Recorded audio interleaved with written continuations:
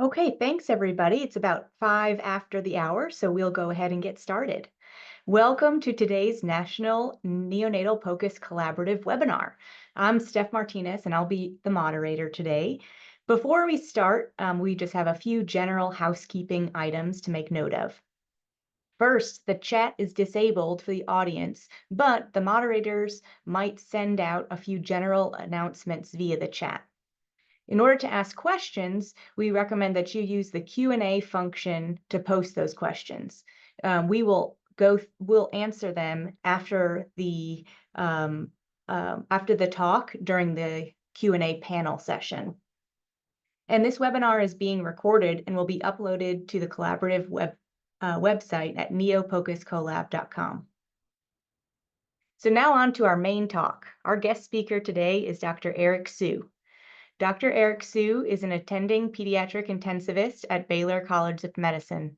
He helped found the Pediatric Research Collaborative on Critical Ultrasound within the Pediatric Acute Lung Injury and Sepsis Investigators Research Network, a multi-institutional international ultrasound collaborative. He is very involved in POCUS research and has numerous ultrasound-related publications. Dr. Su, the floor is yours. Hi, thanks so much. It's a pleasure to be able to talk to you all today.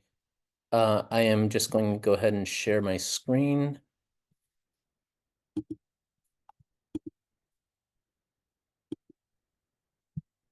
I really appreciate the invitation from the group and from just the overall high interest in general across the field in this topic. I think it's a worthwhile area of ongoing investigation.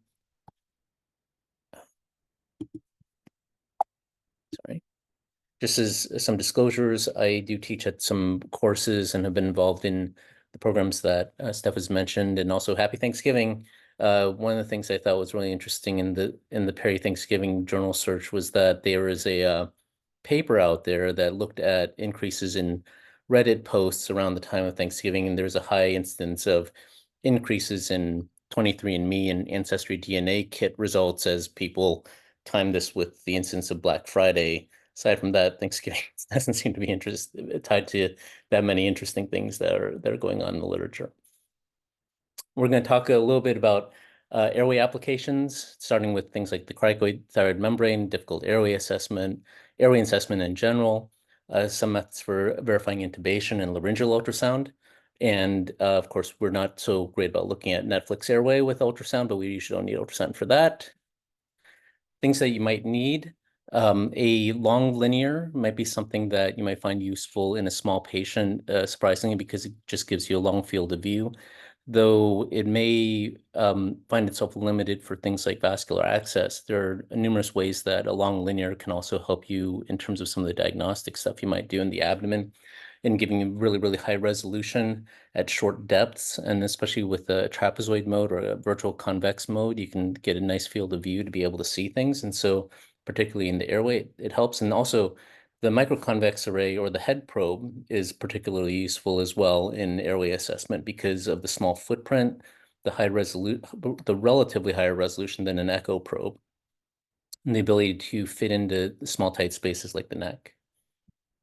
So there's so much literature out there. This is an idea in airway ultrasound that is born from just the interest in looking at lung in general, which was a gateway into a whole world of unexplored diagnostic ultrasound for the POCUS provider that erupted in the 90s that folks have tried to capitalize on.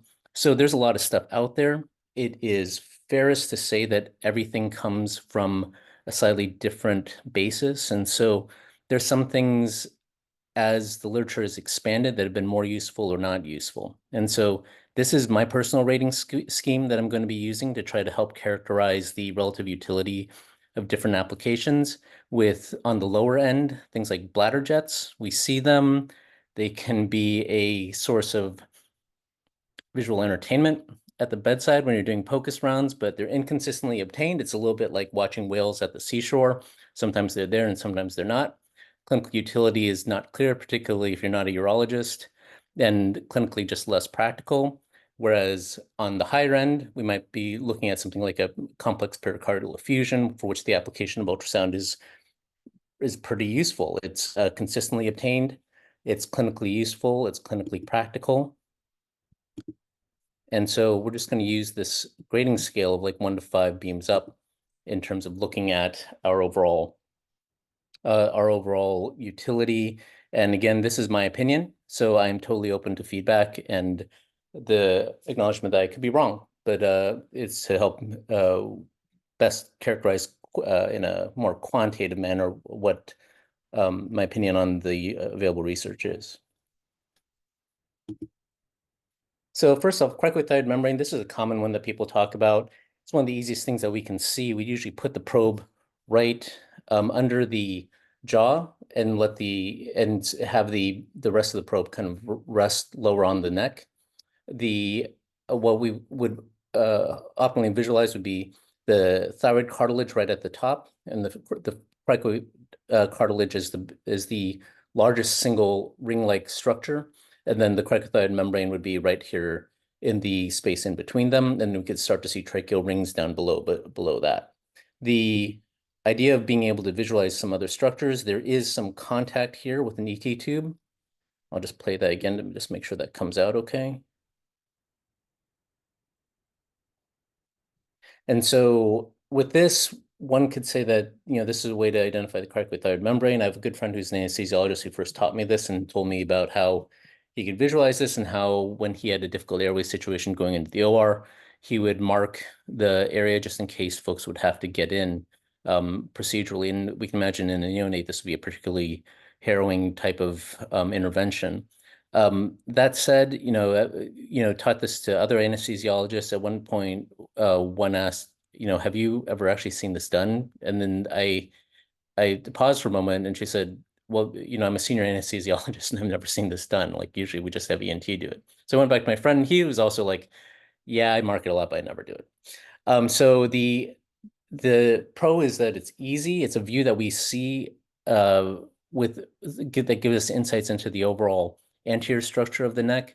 But like how often do we do a cric? But potentially the view is helpful for other applications. And so this one only gets about 2 out of 5 beams up just because it is a gateway to other things. But in terms of the overall practical application, particularly in a tiny patient with a short neck, it may not exactly be the most helpful modality. The other thing you can use with this is, aside from using a linear, would be the head probe. You might get a little bit of better view with that, which we'll see in some of the other views. Difficult airway, this is a topic Vidette and I know well because this was a paper that we worked on together. The idea with the systematic review we looked at was just trying to see what it was on ultrasound that we can identify in terms of landmarks that might clue someone into whether or not a patient was going to have a difficult airway.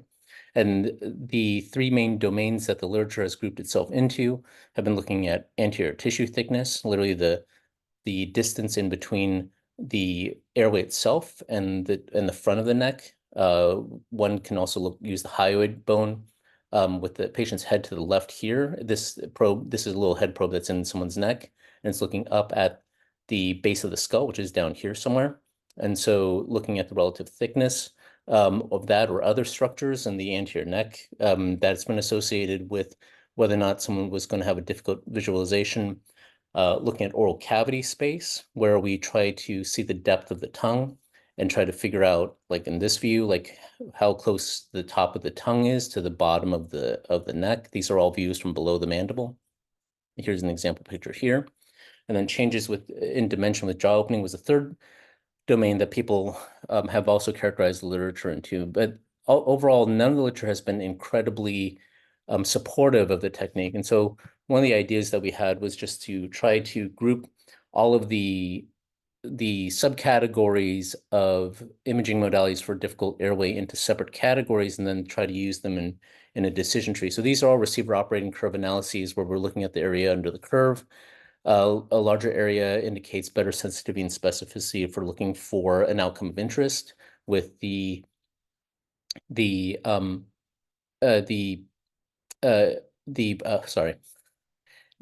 chart in A being entered tissue thickness, the chart in B being oral space, cavity dimension, and C, dynamic studies.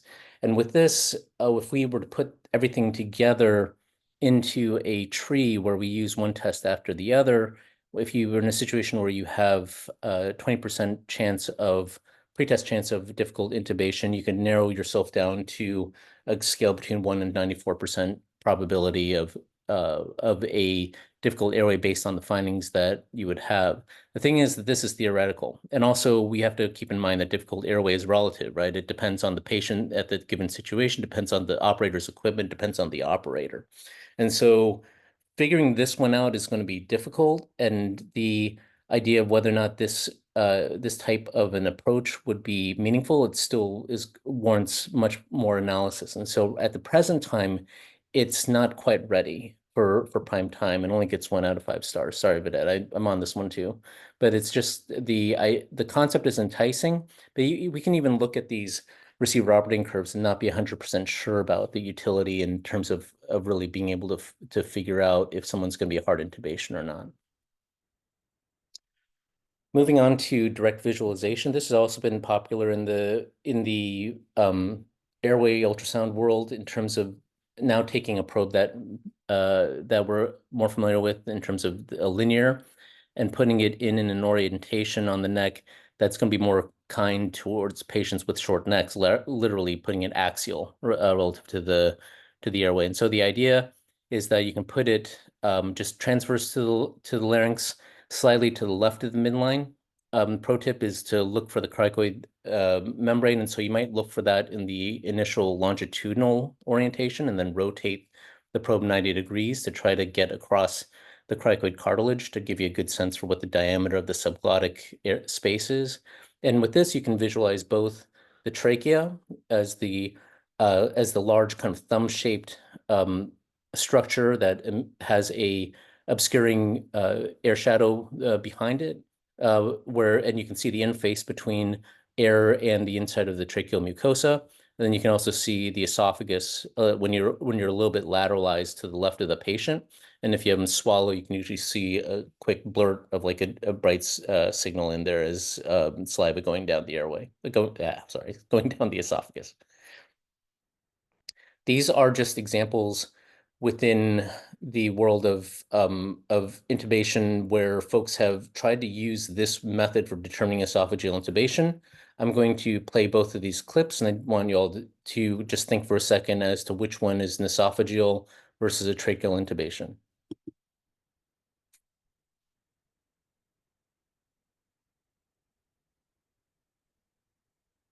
Okay. So that was it there. Just to point out, this is double trachea sign.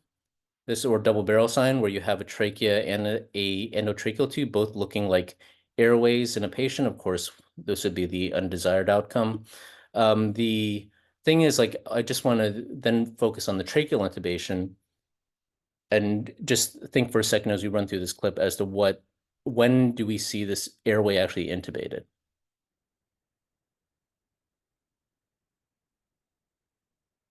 And that was it.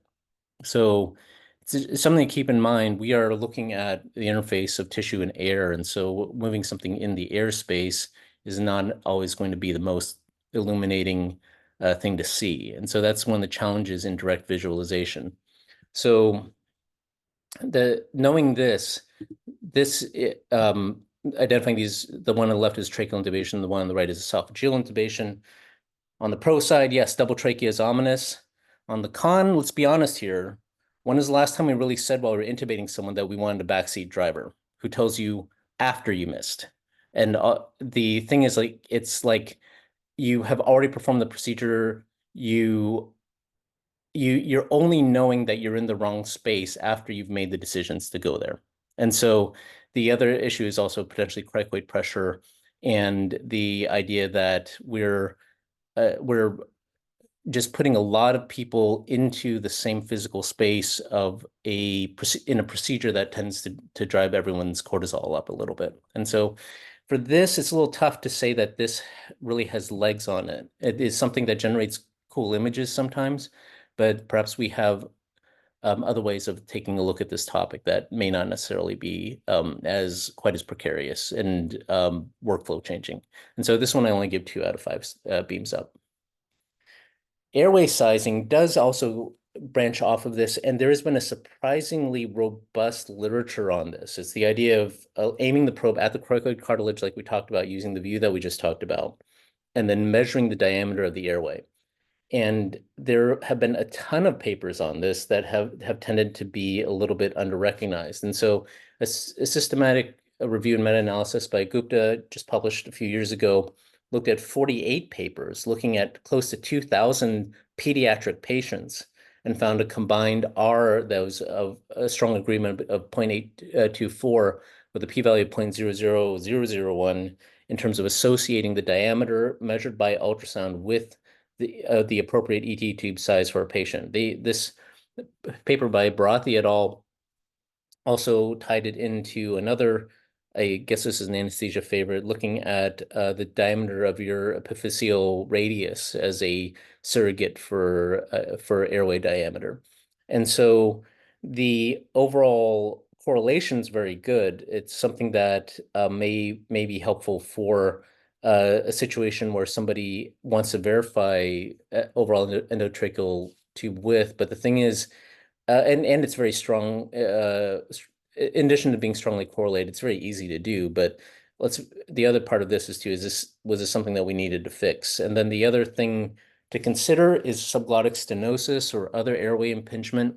This can narrow the airway in a place where you can't see. And so that has been a topic that has been relatively ignored by the literature. I would check this paper out, though. It is pretty interesting. And then one can also look at the variety of ways people are doing this study, this just in the past year or so of literature on the topic, and people are measuring in all sorts of ways. You try to estimate where the tracheomucosa is on the internal edge, and then just try to draw the calipers across. Excuse me, sorry.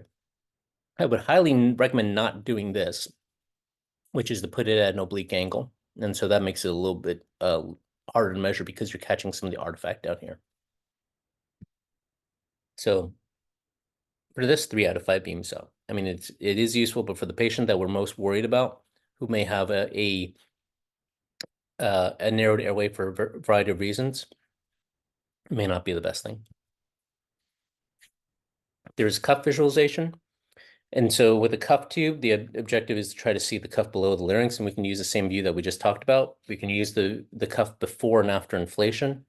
And if you can see it in the larynx, below the larynx, then it could be suggestive of correct positioning. And this is for primarily cuff tubes. So the thing about this is just that you may see the anechoic space around the tube, or you may not. Ultimately, you might see a little bit of narrowing of the air column behind it based on the cuff. And so in the study by Tessaro et al., basically the thing is, like, if we get a visualization before intubation, this is with no tube in, and then we actually main stem it, the cuff is all the way down in the right, and then we look at the two. Might be a little hard to figure out which one is which and where the tube is exactly. And then only when you get the cuff right into the view of the ultrasound do you know where the tip is. And so this is yet another area where ultrasound tells us something, but it may not tell us everything we need to know. And how to put that into context is important.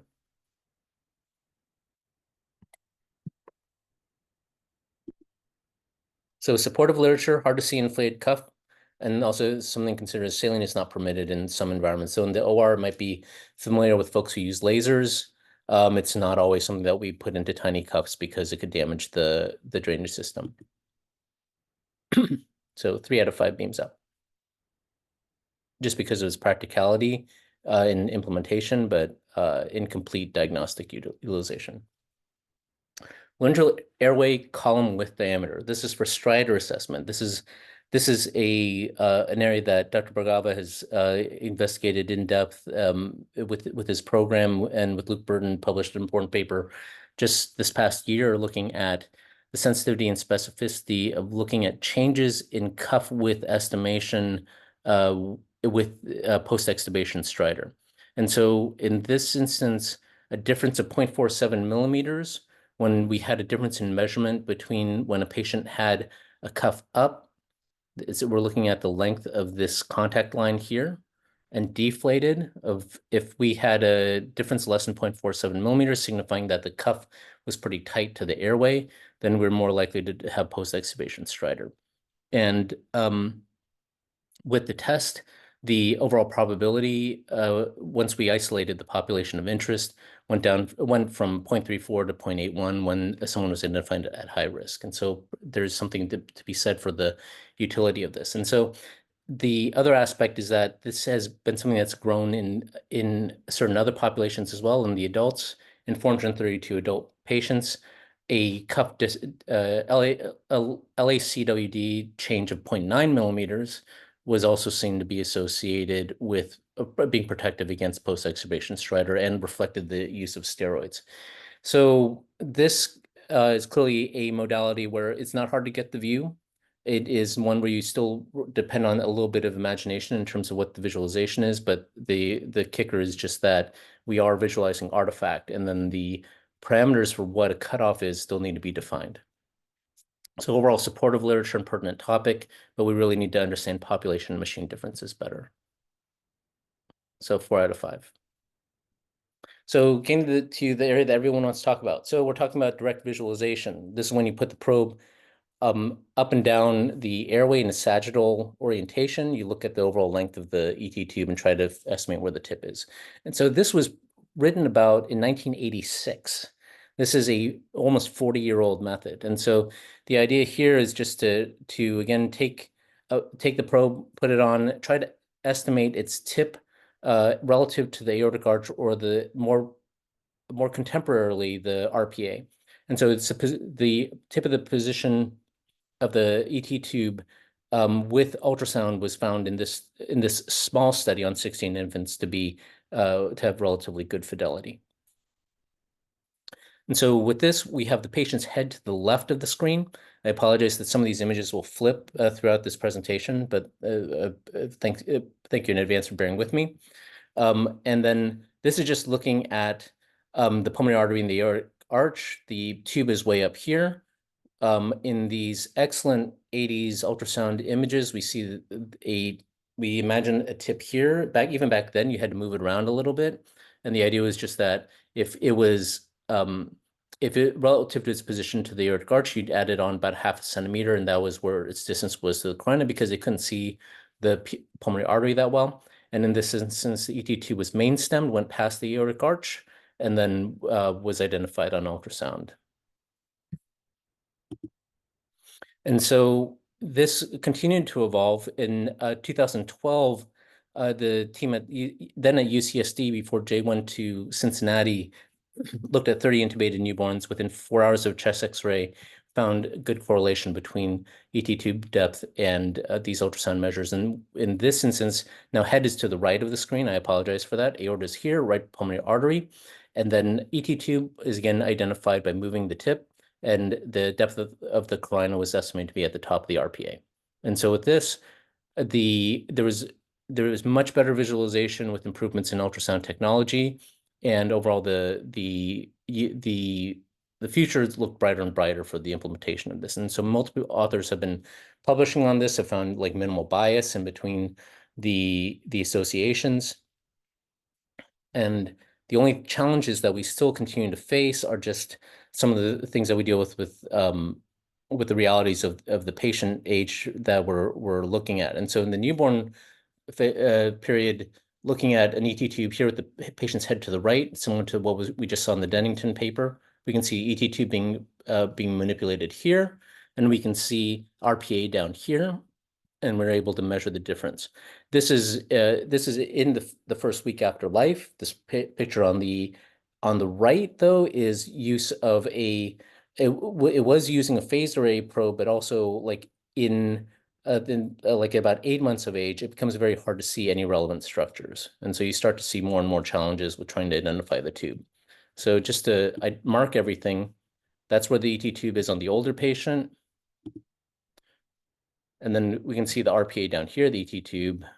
Thymus kind of helps us see as well. Additional instance of trying this out. This is a 13-day-old. So just to pose the challenges, again, the patient's head is to the right.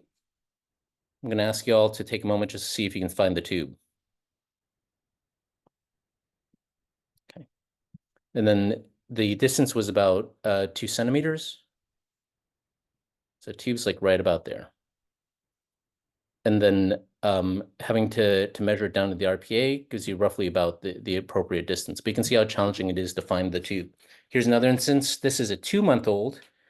This is a kid with a neuromuscular disorder. He had kind of allostatic lungs, even though this is maybe is an overexposed, chest X-ray that doesn't show it as well.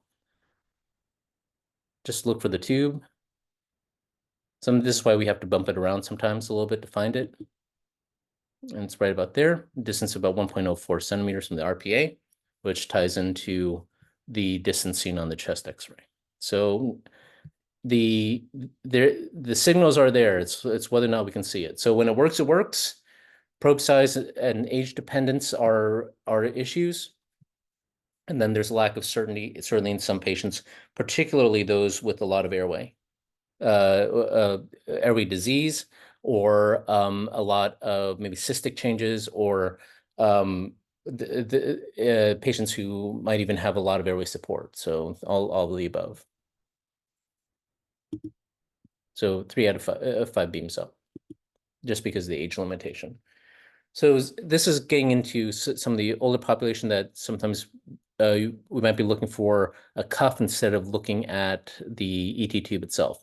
And so you use the same as the correct thyroidotomy view. On the right here, we use a linear. On the left here, we use a curvilinear, actually the microconvex curvilinear, so the little head probe. Patient's head in these instances are to the left. I apologize for the flip. And this one also begs imagination in asking y'all to try to find the tube. Let's stop playing for a moment there. So the tube is on the one on the left is right there, where we have the cuff here, and we have the end of the ET tube bumping into the airway down here. And then on this one, it is right there. You see, I'm going to let it go one more time. Yeah. So it's not much to see. So those are just some of the vagaries about looking at the ET tube in sagittal section. When you're young and you're full of water, it's a little bit easier. When you're older, not so much. The larynx has been an area of ongoing growing interest that's been developing out in quite a few ways. And so when you take the probe and you look at it with that cricoid view that we had before, we're looking at the diameter of the airway, and now you tilt it up so that you're below the thyroid cartilage and you're aiming up at the base of the neck. Actually, with the baby, if you just put a little bit, sometimes you don't even need a roll, but like if you just put like the thinnest of a roll, like just to support the back of their neck, they don't need to be tilted back at all. And you just angle it up at the foramen magnum, you're able to get a view across across the larynx. And so we're able to see the false vocal cords, the true vocal folds, and then sometimes you can catch the arytenoid cartilages in back. And so this is a one-shot protocol. This is something we actually taught another center remotely using images that were being sent back and forth. The meta-analyses for looking at vocal fold movement in comparison to laryngoscopy are overall positive. In this paper looking at children, it was a systematic review and meta-analysis published in 2021, looking at 290 children across 8 studies. And there was overall really good sensitivity and specificity performance with the area under curve of 95%, even better than what we were seeing before, right, on the difficult airway stuff. And then this was an adult paper, but this saw a area under curve of 99% in patients that could get visualization. So the difference that when it comes out is somewhat glaring. This was not at my current institution, but this is a patient who has a left vocal fold out from a recurrent laryngeal injury, where we have movement of the right fold, but not of the left, versus a patient who's somewhat sedated. You can try to look for a little bit more movement in a patient that's more awake, but we see symmetric movement. And it's often a study you have to do more, you have to take a look for a while, because sometimes it may not be immediately obvious whether or not think you see paralysis, or if you see mobility on the first scan. It takes a few looks, and you really look for a nice clean image to make your call. And so the pro on this is that it's readily being accepted in many environments. It is a POCUS modality that is becoming standard of care. Like, there are numerous radiology divisions that are now adopting this POCUS application and putting it in their repertoire as things that they do diagnostically, including at a micro-institution.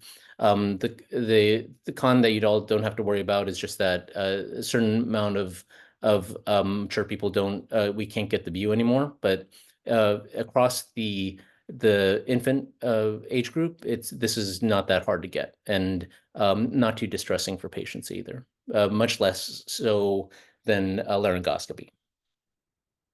So I actually give this one 5 beams up, because it is an example of POCUS changing the rest of the world. It's not just the one-way street getting diagnostic applications moved into the POCUS world. And so I think it's something that is definitely worth growing out, and something that has benefits for the patient, not just in terms of diagnosis, but just a much easier study to perform. So in summary, laryngeal ultrasound is evolving and will likely expand. Methods for identifying tube depth and cup position are difficult but may have a future. Difficult airway evaluation, there's potential there. Do we need it? Where is this going? We still need to work on that. Your microconvex probe, it's not just for the head. And then cricothyroidotomy, yeah, sure. So thank you. I really appreciate the opportunity to share with you all on these topics today. I'm happy to talk more. And just to point out too, it's always nice that, things that bring us together include, like, just being able to get here for the holidays. It's a special time of year with Black Friday, things like mail order ancestry testing, bringing people together too, as well as the opportunity to talk about ultrasound. And so really appreciate your time and attention, and I'm open to further discussion with our panel. Thank you so much, Dr. Su, for that wonderful and engaging talk. I really loved all of the videos and pointing out the different landmarks. It was very helpful. Thank you. We are now going to move into our Q&A expert panel discussion. Please put any questions into the Q&A, and I will relay them to the panelists. Joining Dr. Su today, we have Dr. Bhargava, Dr. Halasalasi, and Dr. Wenger. Dr. Bhargava is an assistant professor in pediatric critical care medicine in the University of Alabama. He finished his training in critical care and emergency medicine ultrasound at Stanford University before moving to Birmingham. He's a passionate ultrasound educator, administrator, and researcher. He enjoys teaching learners all across the world and in various stages of training. He's the director of POCUS education at UAB and recently started an ultrasound fellowship. His research interests primarily include airway ultrasound and the integration of POCUS at the bedside. Dr. Halasalasi is an assistant professor in pediatric critical care medicine at Stanford University School of Medicine. He is also the Associate Program Director of Pediatric Critical Care Fellowship and a Stephen Betchell Endowed Faculty Scholar in Pediatric Translational Medicine. And Dr. Wenger is an Associate Professor in Pediatric Critical Care Medicine at the University of Washington. His clinical focus is the implementation of point-of-care ultrasound and understanding how it can affect the care of critically ill children. Thank you, everybody.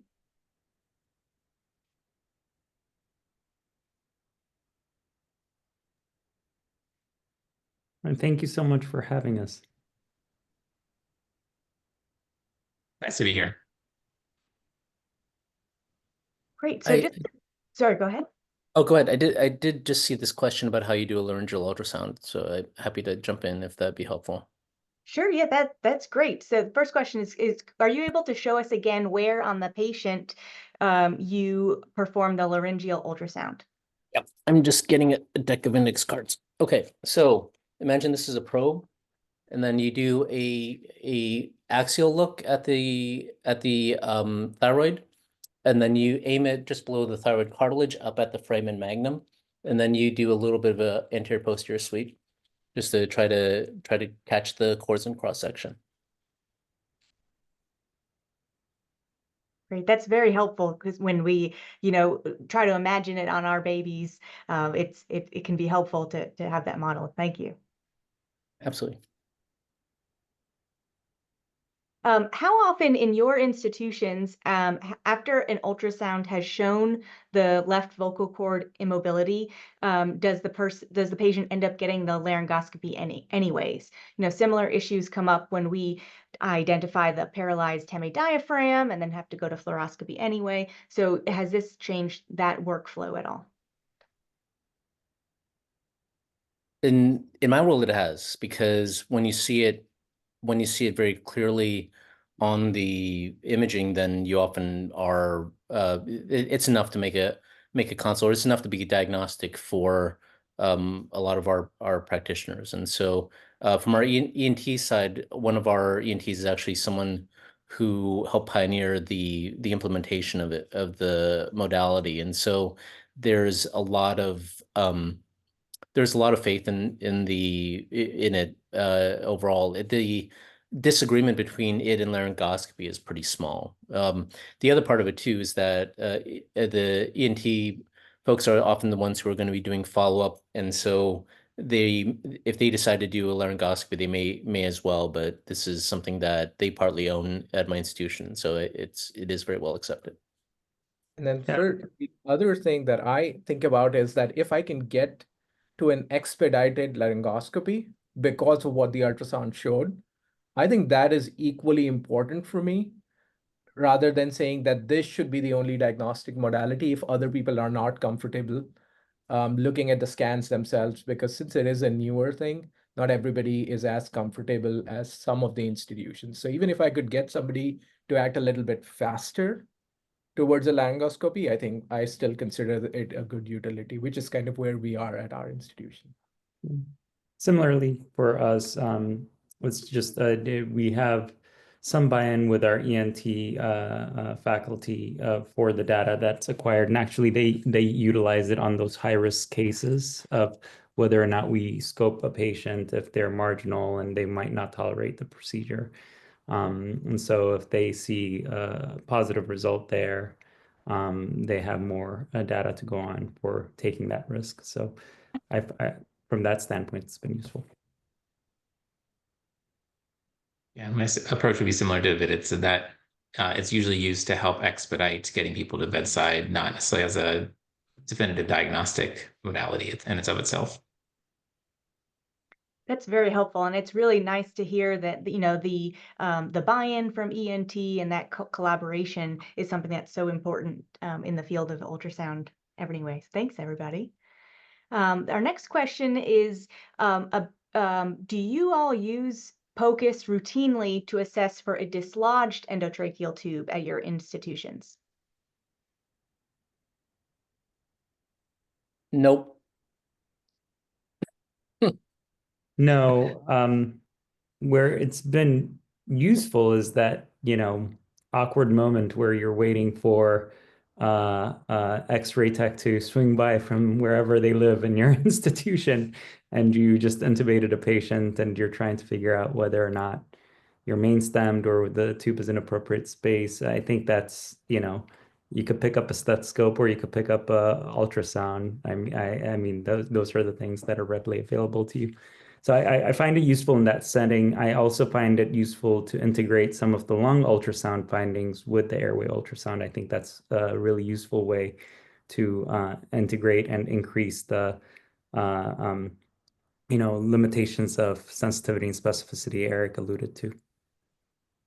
One of the things that I have seen it sometimes used in is in time-sensitive manner for looking for a tube that's not in place. And so say you have a patient who's de-recruited, who maybe we tried non-invasive for a while, the lungs got sucked in, and then we needed to intubate, and you can initially get the tube in, the end tidal doesn't change, the chest doesn't move, and everyone's yelling at you to pull the tube out, but you use the CMAC, and it's like, I just saw it go in.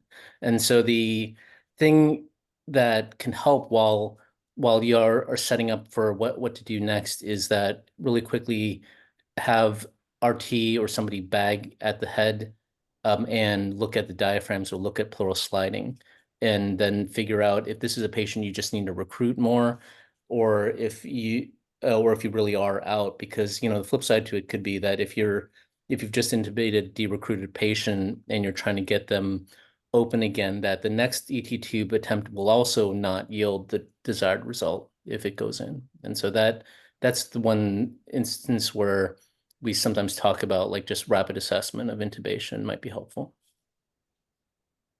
Yeah, along similar lines, I think two things. I think one thing is that all four of us are pediatric ICU people, so I think there may be a little bit difference in practice from our neonatology colleagues, where we almost always have end-tidal monitoring. And in the little babies, the constant side streaming may create enough dead space where getting the end-tidal in line, getting the end-tidal out of line is sometimes helpful. And so I think for us, a tube dislodgement, if it's truly like out of the airway, is the most easiest picked up with end-tidal monitoring. So I think that might be one part of it. I think the case scenario where I think about using this most often is you have a little infant who just coughed with the tube present, and either the tube is dislodged or now they've popped a pneumo. And I think there it's really helpful to do all of the things that Berkat and Erik mentioned. And then Jesse mentioned is like you look at the sliding, you look at the diaphragm, you look for those small Z lines to see is it main stemmed or is there actually no sliding, no Z lines, and it could be a pneumothorax on that side. So I think that's the case scenario which often comes to my mind about integrating that. I think I would just build on what they had said. Is I think that the challenge in ultrasound is that where it shines best is in low frequency, high intensity clinical situations, and so you really want your skills to be sharp and great at those times. And so if you're not practicing on all the lower acuity ones prior to that, it's harder to have as much confidence in your skills. And so I agree. The times where I use it most is when the tube is if there's a low cardiac output state, or trying to determine are you actually hearing breath sounds, or have you de-recruited, and should I wait longer or retry replacement of the tube? And so ultrasound can really help increase or decrease the probability of one of those events. Those are all great points. Thanks so much. It's really about the integration of this airway ultrasound as another tool in our ultrasound toolbox. That's great. Thank you. This may be a difficult question for all you PICU people, but we have some questions about, do you think it's reasonable to check the ET tube position on those micronates, the really little guys, while we're waiting for X-ray? I think it's always reasonable to give it a shot and see if you can see the tip. You might, keeping in mind that jiggling the tube a little bit might be a little precarious in the tiny babies as well. But if you can see it, it might be somewhat, well, you're already going to know that you're in the airway. Hopefully it's just a matter of seeing, maybe you're having Brady's and you just want to see how close the tip is to the RPA. That might be a thing you could do. And it seems, I mean, you mentioned this, but it's exponentially easier to see the anatomy in your patient population than ours, where we have to manipulate the neck, and that moves the AT tube as is, and so on and so forth. So I think if you are feeling like you're building your skill set, it does absolutely taking a shot at it is worthwhile. Definitely don't extubate the patient accidentally. No. The data on all of the neonatal studies looking for direct visualization of endotracheal tube is just phenomenal. It is a hard skill to acquire in the beginning. And so I think that skill acquisition part is the more challenging part. But if you look at the data, the accuracy of it is above 95% on almost all of the studies. And there are almost like 15 studies at this point done with that. So I think there is good literature to support the practice, but our patients, their bones are ossified. So not just get people to good patients to practice that on. Yeah, but on that note, it's worthwhile highlighting that a lot of these studies are, single center, often single provider run. So really, you have to be thoughtful about how to interpret, the guy who could do this really well and has a high success rate, and how that could be generalized. But highlights your first point, which is basically building that skill set. So looking at it on the kids where where the AT tube is, so that you could basically build upon that. And that's an easy way to impress your residents and saying, I could predict where your AT tube is. But then it comes in handy when it's in those tight situations, right? Great. No, that's it. Thank you so much. This is a great conversation. Kind of going along with that about, getting used to this new skill, and making sure that we are learning all of these skills appropriately. Do you find that the ultrasound of the airway itself is more useful than looking for bilateral lung sliding if we're trying to assess for a main stem intubation, for example? I think looking at each lung separately is a little bit better than looking directly at the upper airway for main stem. It's just it's a dynamic test, and I think I feel more comfortable doing that. It's a large surface area. There's much lower technical difficulties about it. You can even have anybody put the probe on the chest, and you could look from afar as you're manipulating the tube. And reproducibility is vastly better.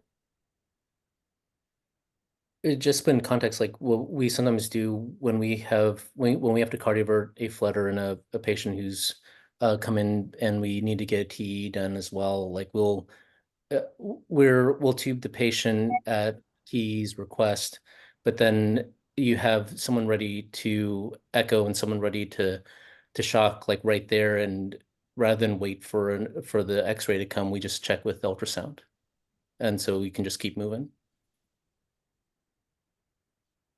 Those are really good applications for sure.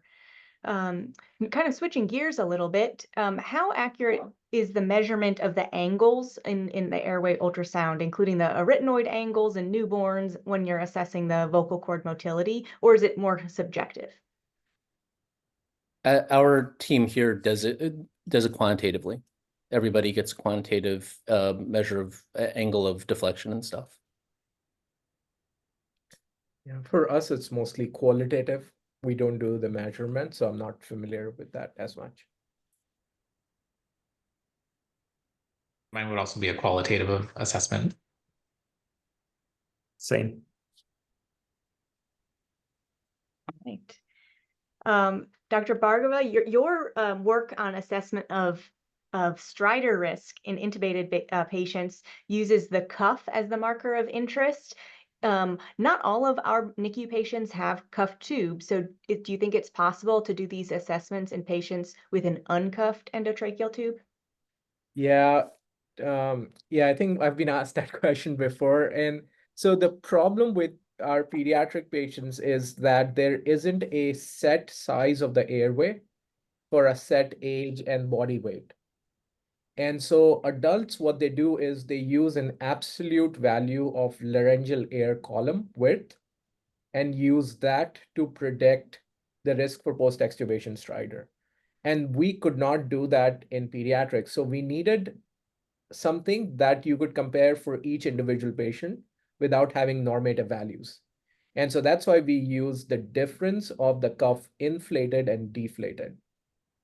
And so till we have something that we could do with neonates in a similar manner, it's hard to predict. So right now I don't have a good answer for that, but I think that's an interesting problem to solve, and something we would love to definitely work on in the future. Right. We have a related question. What are your thoughts on using ultrasound in a post-extubation assessment of airway edema, and maybe to predict a need for reintubation because the swelling is so bad? Yeah, I mean, I think once like the patient has signs of respiratory failure, I think it's irrespective of what the ultrasound shows at that point. Because if the patient is compensating appropriately on the non-invasive devices you can offer, then I think all of us would go for that. But even if the ultrasound showed that there is a narrow laryngeal air column width, the only thing it would sort of guide me to do is to give more steroids. But if the patient has respiratory failure, I'm going to treat that with invasive ventilation if needed. So I think in that decision making, it doesn't help. The way we integrate it into our practice is, so for example, today we had a 9-year-old who needed to be extubated and didn't have an air leak around the breathing tube. So we looked for the laryngeal air column width difference and found that there was plenty of room in between the cuff inflated and deflated. So we ended up not giving any steroids to that patient and extubated them, and they ended up having no stridor. If they had a narrow difference, we would have given them steroids, at least 2 doses, and then extubated. Yeah, that's a really good example about how ultrasound is a tool and it doesn't really overtake our clinical assessment of the patient as as a person themselves. Kind of for everybody now, how long did it take your institutions to buy in to these assessments during those critical situations that you all brought up a few times? For laryngeal ultrasound, really like within the course of a year or so, as ENT was matching the findings that we were seeing, it connected pretty well. For things where you have overall technical successes in identifying like a missed intubation or a circumstance where it came into like clear clinical benefit, like you get more and more visualization of it being used from practical sense in the unit, but like for like large scale buy-in across divisions, like especially with laryngeal ultrasound, it didn't take too long. Yeah, just as ultrasound as a point of care ultrasound as a whole, I think it has come in layers. I think the procedural stuff really having some guidelines that are pillars really helped in pushing that forward. Diagnostic ultrasound has been a work in progress, and I think all of us would say that we're at different stages. The biggest component is having all of your providers at least facile and hopefully both performing and interpreting the data. I think that's the first big step in moving it forward into your clinical practice, and that's where we've had most challenges, is basically making sure all of our providers feel comfortable with the data, and so that's been a pain point for us at times. Yeah, I mean, I think I agree with that. Like, it will all come in stages and layers. And I think I'm going to share like 2 instances, which I think would be both hilarious and speak to like how ridiculous this whole thing is.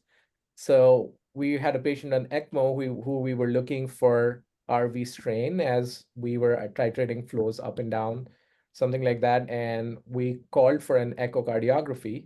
While waiting for that, I was just doing my own. And so our like very senior echocardiography attending came and he looked at my pictures and he's like, yeah, everything looks good. We don't need to actually do a more comprehensive echo. Bye-bye. A few months later, there was a scan that was done by one of our residents, and the papillary muscles were quite large for that patient. And so at night, a echo attending had to come in at 11 to see if the patient actually had any issues, and it was just large papillary muscle. And the same person was very upset that we are misusing echocardiography. So I think like it takes a long time for people to buy into things that are maybe more critical. But for example, with the post-extubation stridor, the best test we have is an air leak test, which is okay 50% of the time. So we did a study, the results were positive, and we started using it in clinical practice. We didn't ask for permission in that particular case, but in other things, yeah, it's all variable.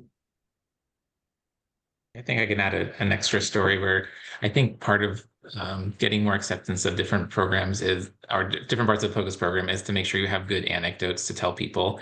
And so I think when we have very good standard work around how we manage airways, it's really hard to convince people that they need to change their practice or incorporate a new tool, especially if it's low frequency events.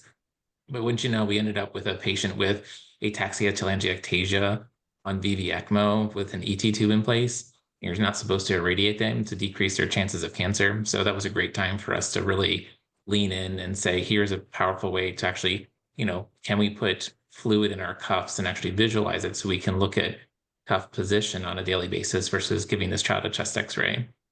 And so trying to find those risk imbalances. And so in that case, it was a way to start a conversation and alter some of our pathways to allow people to think differently about their management. Thank you so much. It really is, all about the buy-in and bringing those anecdotes and just continuing to practice. Thank you so much. So as one final closing question, we're almost out of time. Do you have any last minute advice for us neonatologists as we embark on implementing more airway focus in the neonatal population? I think it's just a matter of giving it a shot. But the other thing to do also with anything is to give yourself a little bit of warm-up time in getting used to the modality and seeing where it performs and where it doesn't. And so like a lot of things that when I'm just trying them out to begin with, I'll probably go for, a good like 10, 15 studies where I'm just looking to see how well things match up with how well the modality should or has been described as performing, and before really moving forward with it. But if you don't pick up the probe, you won't know. So I think it's a matter of just getting in there. Yeah, pick a high frequency, low risk activity that has sufficient guidance in the literature that it has accuracy in the hands of other people. I think that would be a place where I start. And so for that reason alone, I love starting with vocal cord ultrasound. Personally, is because you for the most part you can see it, and if not, most institutions already have pathways to evaluate vocal cord abnormalities for things like prolonged intubations, recent heart surgery, so on and so forth. So high frequency, low risk, if it's to start with. Oh, and don't use the echo probe. Just don't use it for this application. You're not going to get the resolution you want. Okay, great. Thank you all so much. Thank you for our speakers and panelists for this wonderful discussion. And thank you all for joining us today. In the chat, you'll see the link to the NeoPOCUS CoLab website, where you can find this webinar along with all of our prior webinars. We will be taking a break for the December holidays, but we hope to see you at our next webinar in January. Thanks, everybody.